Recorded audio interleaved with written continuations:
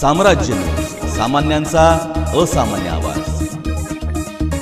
खरीप हंगामासाठी नव्या शेतकऱ्यांना कर्ज वाटपात स्टेट बँक ऑफ इंडिया आघाडीवर असून या बँकेने 3000 शेतकऱ्यांना 113 कोटी रुपये पीक कर्ज दिले आहे। डीसीसी बँकेनेही नव्या 2000 शेतकऱ्यांना कर्ज दिले, मात्र ही रक्कम 17,55,00,000 रुपये इतकी आहे।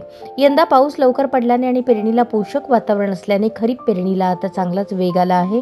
बँकाही जुन्या कर्जांचे नूतनीकरण आणि नव्याने पीक कर्ज देत आहेत। सोलापूर जिल्ह्यात जशी खरीप पेरणीची धांदल सुरू आहे तशी ऊसाच्या मशागतीचेही काम वेगाने सुरू आहे। यासाठी शेतकऱ्यांना पैशांची गरज आहे, त्यासाठी शेतकरी बँकांकडे चक्रा मारत आहेत।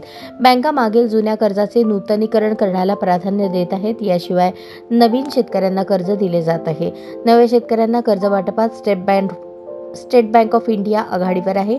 त्यानंतर युनियन बँकेने 872 शेतकऱ्यांना 23 कोटी, IDBI बँकेने 727 शेतकऱ्यांना 20 कोटी 16 लाख, तर डीसीसी बँकेने 2062 शेतकऱ्यांना 17 कोटी 55 लाख रुपये पीक कर्ज दिले। आतापर्यंत जिल्ह्यातील बहुतेक सर्वच बँका जुन्याच कर्जदारांना जुने कर्ज भरून नव्याने कर्ज देत होत्या।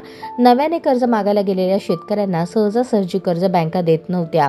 ही तक्रार बँका ऐकून घेत नव्हत्या आणि लीड बँकेला अशी माहिती विचारली तर दिली जात नव्हती। जुन्या कर्जांचे नूतनीकरण 53,334 शेतकऱ्यांना 201 कोटी 40 लाख, नव्याने 9,579 शेतकऱ्यांना 243 कोटी रुपये असे एकूण 63,000 शेतकऱ्यांना 1144 कोटी रुपये पीक कर्ज वाटप करण्यात आले आहे।